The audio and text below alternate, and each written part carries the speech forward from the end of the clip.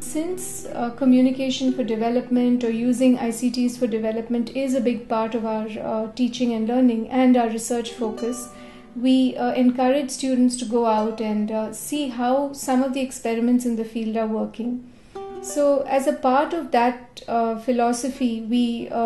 either involve students in our own projects that have to do with research, or we encourage them to go out and explore their own interests.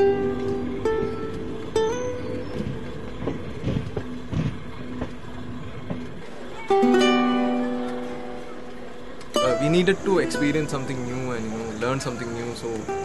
you're just going into the field and trying to capture the reality and learn the techniques, learn how to deal with different people, different community.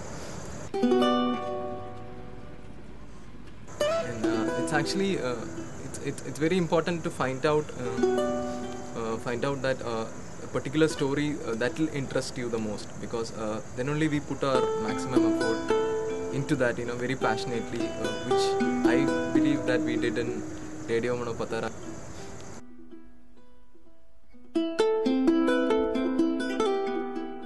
So this particular project we did, that is Radio Women of Patara, dealt with how Ramati, a tribal woman from Madhya Pradesh, used community radio as a tool of empowerment. I mean, Ramati always stressed on how radio brought us from the confines of her home and made her interact with public,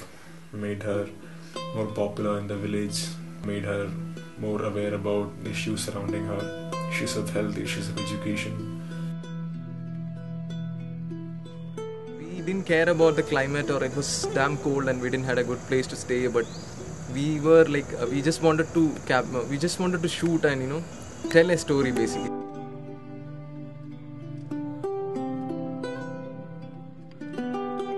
Radio Women of Patara, I would say, has taught us a lot of things in a very short time. All those things that we were taught in class about communication for social change, or how ICTs are used for development, made more sense when we were on the field, looking at everything work.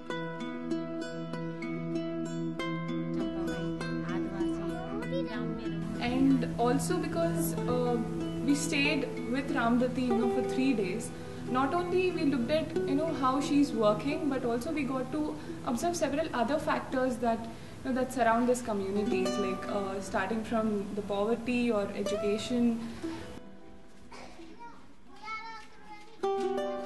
We had read a lot about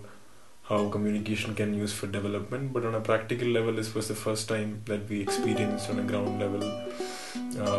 how it can, let's say, change an individual. The voices of the community, of the grassroots people, is getting lost. Therefore, it becomes extremely important for media institutions to talk about community media in their classrooms, and when students visit community media sites, they get a deeper understanding of how community media can provide a voice to the people at the grassroots, how they empower them, how they help in what scholars called overcome this voice poverty. And then also, it was quite surprising to see how these women, especially, marginalized tribal women who are not well learned, were so confident in handling these recording tools, or they were quite efficient on the field while reporting. In fact, they were more confident than we students who undergo this training in our universities.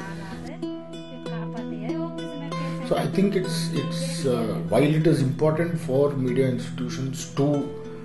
train students in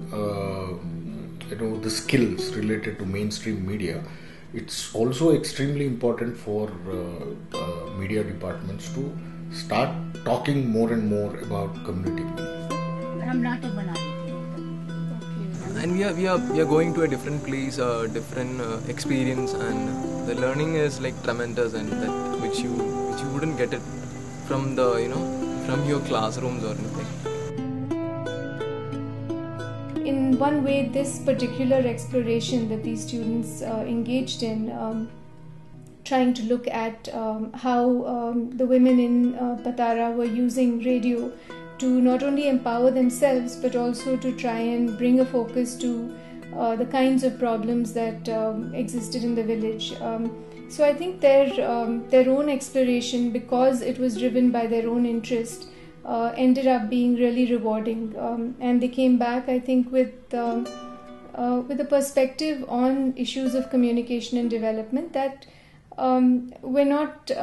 entirely theoretical, but they had a very strong connection to the theory that we were talking about.